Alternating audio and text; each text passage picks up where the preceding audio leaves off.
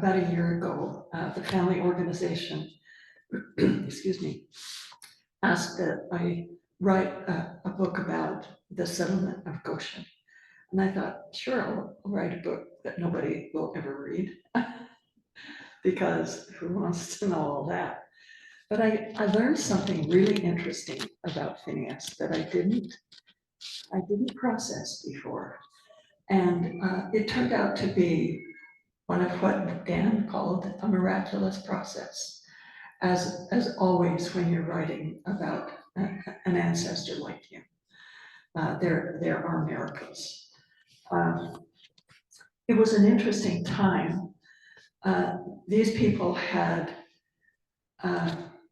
just been through a famine, and it wasn't the kind of famine where you're kind of, you don't have enough chocolate to eat.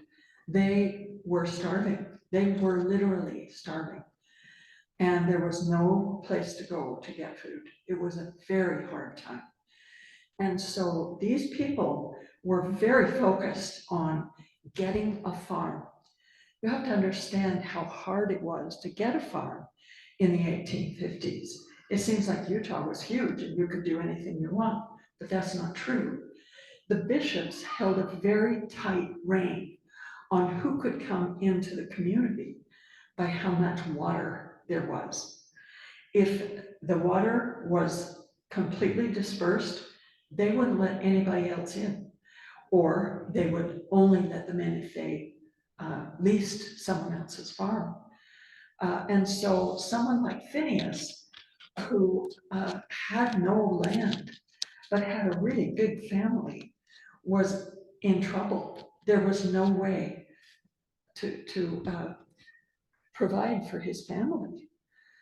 And a lot of these people who were looking to settle Goshen were in that same boat. They were really struggling. They would do almost anything to get their land. And they suffered a lot. As you go through the process they went through, you realize that they were really struggling. And they hung in there because they were desperate for land.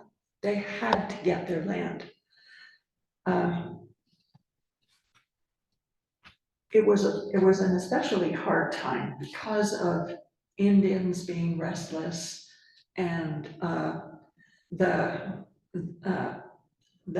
focus of the bishops in the other communities, which sometimes they wanted these people to stay and do what they called public works, but it was building a tithing house or building a council house. And they were not always totally honest in how they paid. Phineas found when you work for public works, your family's going to starve. So he did not want to. But these bishops had a great deal of power, and they were able to stall the settlement of Goshen. And one of the times was because the army was coming in. As you may remember, in 1857, in March or April, he discovered this land, this Goshen property, and went to Brigham Young immediately for permission to settle it. Within 6 months, it was almost accidentally found out that the US Army was on its way to Utah. They found out by the guy who goes to St. Louis to get all the Utah mail was turned away and said, your mail is being held until the army gets there. That's how they found out. So he rushes back to Utah and lets them know. Immediately, everything goes into crisis. So 5 times this settlement was completely abandoned, and they left and went someplace else. And then they would find a way and talk to Brigham Young and get some signatures and go back and try again. It was extremely frustrating. As a story in just doggedness, it's amazing that they could stay with it. These were also really independent people. It was 81 years after the Constitution or the Declaration of Independence had been signed. And they had a sense of wanting things to be democratic. They wanted to have a vote. If there was ever any time somebody said, I motion, everybody sat up because they wanted to vote. And they voted from everything, from water to pigs to priesthood. They voted on everything. They even voted their bishop in. And that was fine until somebody got mad at him. And then they said, I think we should vote him out. Well, somehow he was able to calm things down and manage to stay the bishop a little longer. But their independence and their determination to vote and have a voice in their community was pretty astounding. They were so anxious to have land, they were willing to draw lots for their land. They worked on a dam, made a dam so there could be irrigation. And then they drew lots so they would have a place to farm and a place to keep their animals. Usually, every discussion occurred in a Sunday meeting.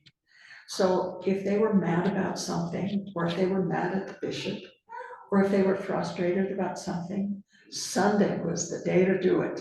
They talked about everything in their Sunday meetings.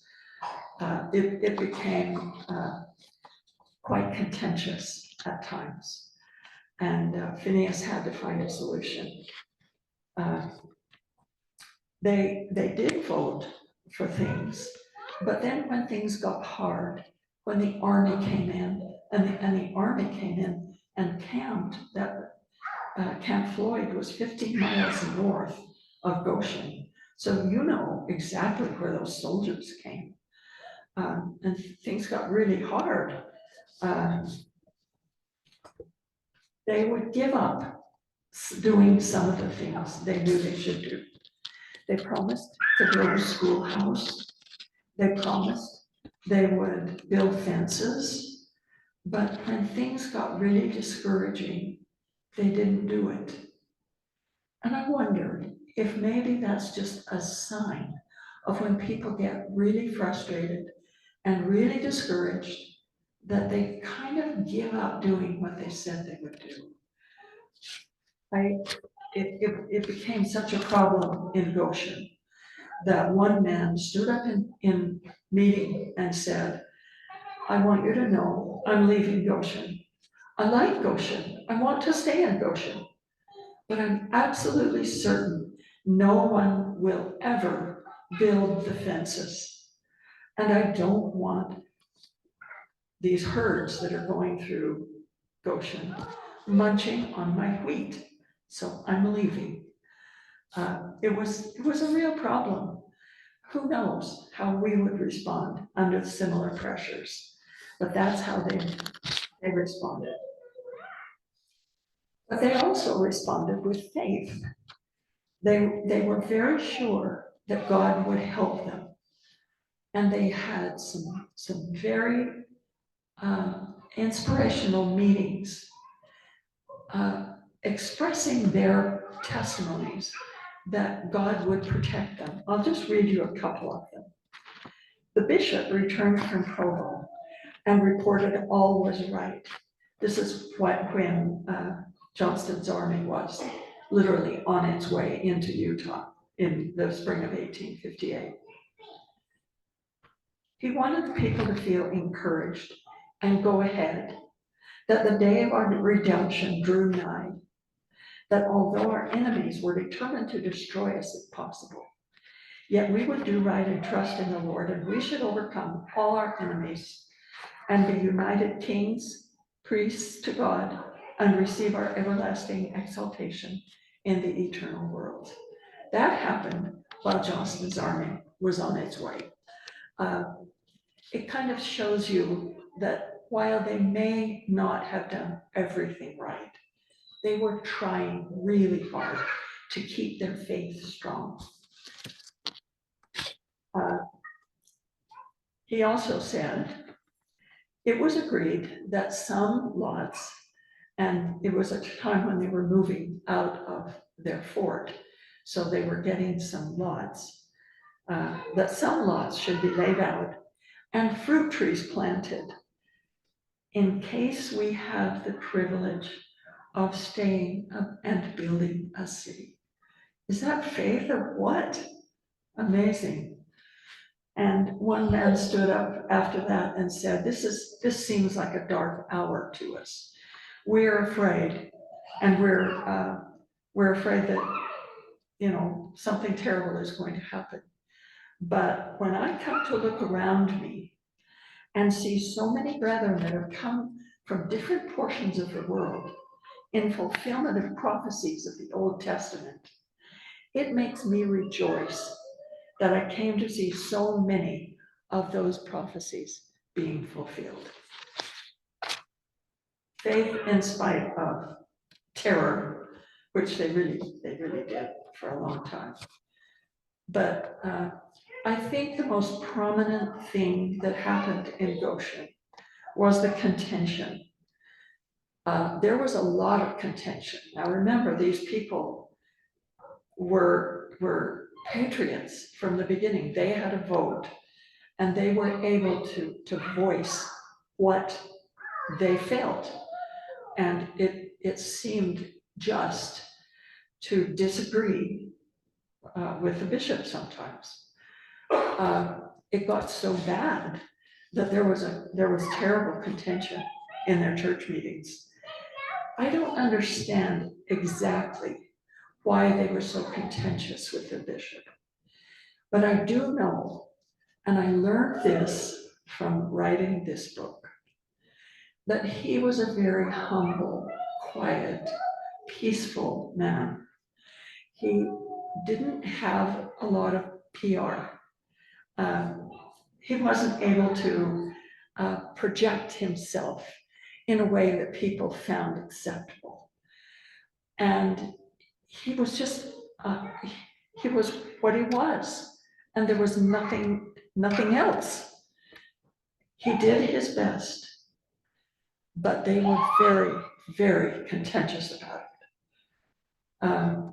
3 times, people in the town wrote letters to the church leaders and asked to have someone sent to Goshen to speak to them to see if they could solve the problems.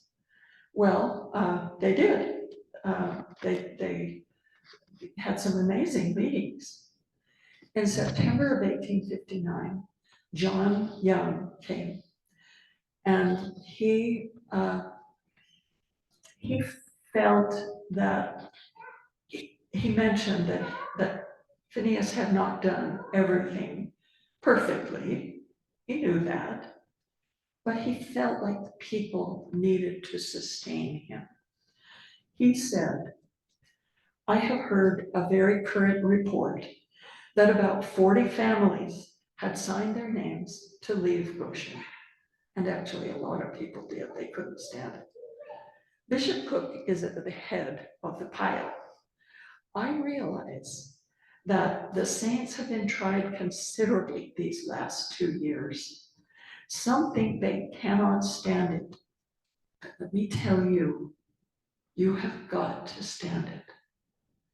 Counsel from, he was the church patriarch, counsel from someone in the church councils who knew how hard it was, but we have got to stand it. Part of the problem was that the soldiers were coming down from the encampment 15 miles north. And people were taking advantage of that. Someone would always make a grog shop, a liquor shop, just, outside of town. And the soldiers, of course, would come for that. And at one time, a soldier was shot and killed. They blamed that on the Goshen people. Phineas wrote a letter to the Deseret News and said, I just want you to know the real facts about what actually happened. You could tell it was a real problem. Plus, there was a man who was in their town who was profiting from the hay land that belonged to the community. He was cutting it and selling it to the soldiers and making a lot of money. If you can't manage your friends and they're lying to you and they're doing dishonest things, what do? He didn't know what to do. The community was very much in favor of letting him stay there, and I don't know why, because their hay was going fast. But he was a great talker, and he somehow was able to convince everyone in town that he was legitimate. And poor Phineas was caught in the middle of it, and it was awful. The contention got so bad that he suspended meetings again for the second time. He suspended meetings in 1858 from August to December, and again in 1859, because he said, I'm not going to let you come and just argue and yell at each other. So he was doing his best, but he thought of something. He had a plan. On Christmas Day, he called a meeting in 1859 and asked if the people would sustain him in having 4 counselors. I think maybe he was trying to find someone that everyone could agree with some way. And so he did it, and they voted for him, but it didn't stop them from arguing. About 2 months later, he was released as bishop. And the people seemed happy with the new bishop. It seemed, that seems to be what they wanted. But I learned something interesting about Phineas from all of this. He never once even gave a hint that he was angry or frustrated. He never lashed back. He never gave them what they gave him. He was always the servant of God. He did his best to do what he thought should be done. Sometimes he would limit their ways of finding trouble, but he never lashed out. If that happened to us, I think we'd be tempted to say, well, okay, if you know so much about this community and how to run it, go for it, I'm done. But he never did. He was perfectly straightforward. He had experience enough with people throughout his life to know that he did not have a gift to explain himself or defend himself. He had never been able to do that. He was kind of, maybe you could say, tongue-tied.